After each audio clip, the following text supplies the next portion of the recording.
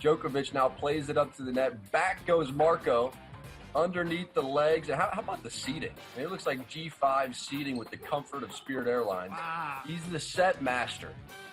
A team-first pup, all about letting his mate shine. The finger coordination as she comes around the fireplace. Thank goodness nothing lit. Now we have the fire poker over on the left. Added danger. Kid loves watching the bombs fly, rubbernecking routinely as they go over the fence. Just one low liner could be devastation at the mound. So I've skipped leg day 14 days in a row, and this guy is squatting trees.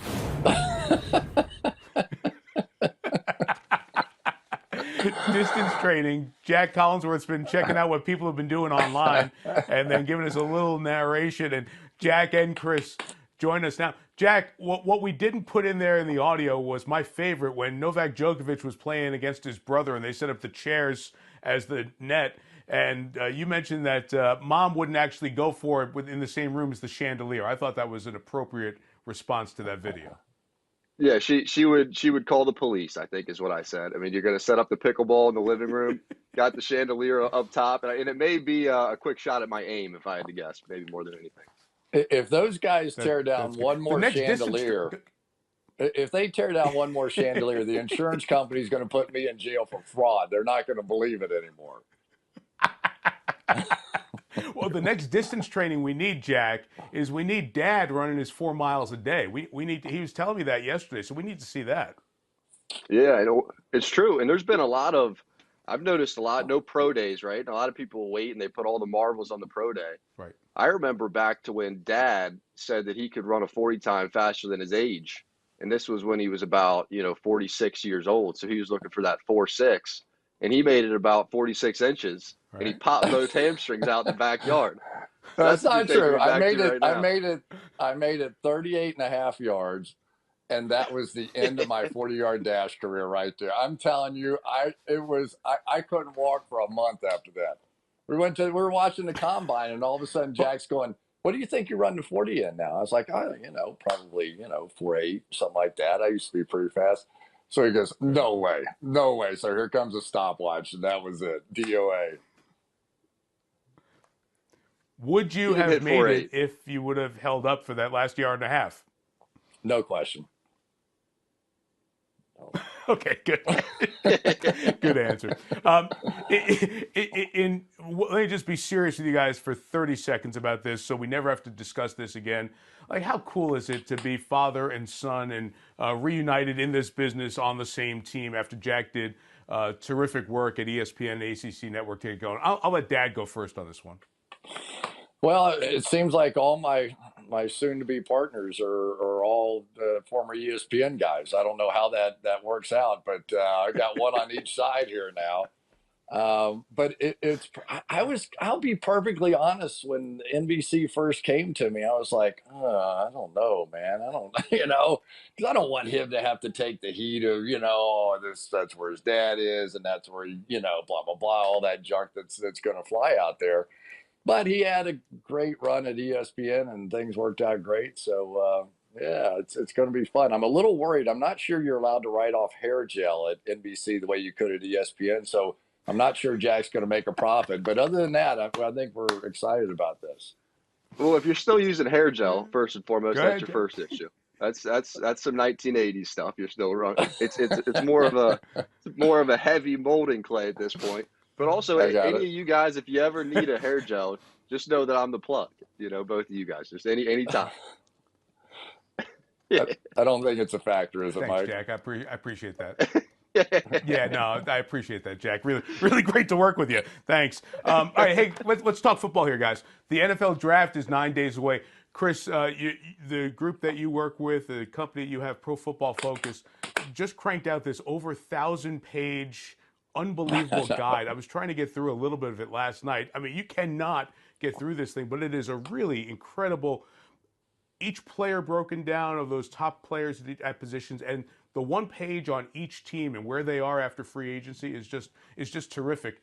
Give me a sense, as you've worked looking at the draft here, Cris. Let's start with just the high level stuff. The quarterbacks, do you agree with Joe Burrow and then the way the order has gone with some of the guys? What have you seen as you've watched them? Yeah, I do. I think Joe Burrow is the player, and Mike Brown, there's no way. Once he thinks he's going to have a quarterback, that's it. He's going to stay with that guy. You know, he's had Kenny Anderson was an MVP. We went to the Super Bowl. Boomer Esiason was an MVP. We went to the Super Bowl. Carson Palmer had a great run there. They had some chances to go to the Super Bowl. So that's going to be, I think, no question there. And then all the questions start with Tua Tagovailoa, and I've been practicing that name a lot. So, and I think if my somehow my gut tells me that somebody's going to jump up to number 2, 3, or 4 and take him, and I think that's deserved too. Who knows what's going to happen with his hip? That's going to be, you know, the tough part of the whole situation. But he is clearly a guy that I think he has a little bit of I don't want to make this mistake. He doesn't throw like Dan Marino, but his body, the way that his hip and his arms sort of all rotate all the way across the top, I don't think he's ever going to have any problem with arm issues. And you'll see his footwork when he's in the pocket playing for Alabama. The quickness of his steps and the frenetic style of how he plays, I just think he's going to make it. Assuming the hip is okay, I like his energy. I like his frenetic style. I like his throwing motion. I think he's going to get it done. I think he should be a top 3 or 4 player. Jack, what do you make of this deal?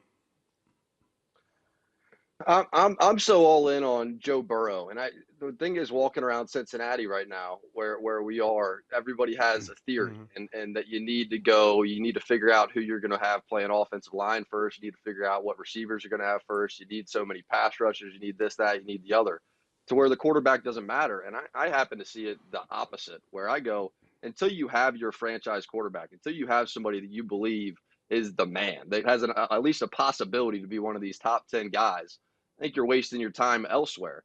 Now, that said, I have some fears about that there's nobody else that you're really going to be playing in the meantime. So if you start him week 1, or if he's starting by week 2 or 3, can you potentially spoil him? I mean, I have no fear of sitting Joe Burrow for 6 games, for 10 games, for whatever it is. But I have seen enough through the playoff, through the national championship game. He's more mobile than people think, and probably more than anything, I love that he is an Ohio guy, girlfriend from Cincinnati, roots everywhere around here. If he didn't go to LSU, it very well may have been UC with Coach Fickle, who has all kinds of Ohio State connections, and more mobile than people think. So I'm all in on Joe Burrow to the Cincinnati Bengals. And one thing with all these quarterbacks, and we're seeing a lot of their college stuff, Chris, they throw to guys. They throw to multiple receivers. All the multiple receiver sets that colleges are using leave us a really deep tub of wide receivers who are going to go in the first 3 or 4 rounds of this draft. I have never seen anything like it. I really haven't. And the only thing that might happen to this wide receiver class, because it's so deep and so good, is that teams may say, I'm not going to take one. I'm not going to take a Jerry Jeudy or CD Lamb in the first round, because I can get a great player in the 2nd round. I can get a great player in the 3rd round playing wide receiver. I think if I were playing this draft, I probably would do what I could to get one of these tackles in the 1st round. This is a unique class. You'll see 5 guys, I think, go off the board in the 1st round of the draft, and they're all talented. They're all good. And then I probably, if I had 2 picks and any kind of a need whatsoever, I would be trying to go wide receiver in the 2nd round. But who knows how it goes? I mean, this tackle class, this wide receiver class is as good as any we've seen in many, many, many years. And Jack, we talked about your time on campus and being a part of the Notre Dame football team as well. We talked to Brian Kelly last week. Chase Claypool's one of those wide receivers. Notre Dame, which has cranked out a bunch of tight ends, has another one. Just a thought on a few of the Notre Dame players who we might see go in a pretty early couple of rounds of this draft next week. Claypool is one of those monster guys. I mean, he looks like Michael Thomas or something, just tight end body, but just so aggressive when he goes up and gets the ball. I mean, he was the one when they played Georgia that athletically looked like he could dominate on that field. Kmet is probably in that same department, but I mean, you worry about, as you return your quarterback, as you return really your whole offensive line, you're going to have Ian Book lose 2 receivers that he can't replace, 2 guys that they just don't have somebody close on the Notre Dame roster that could step in for.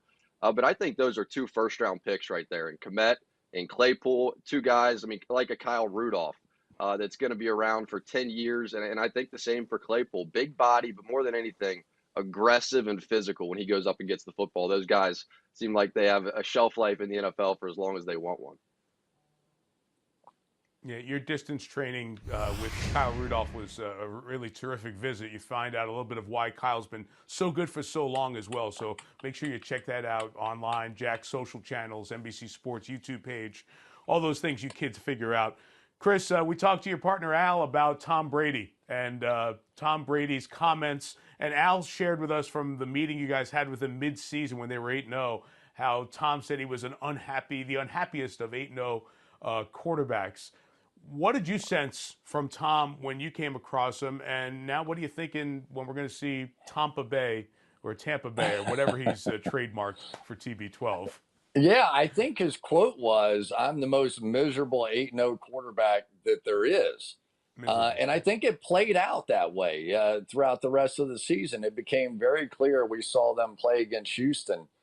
And the guys just couldn't get open when there was good, solid man-to-man coverage.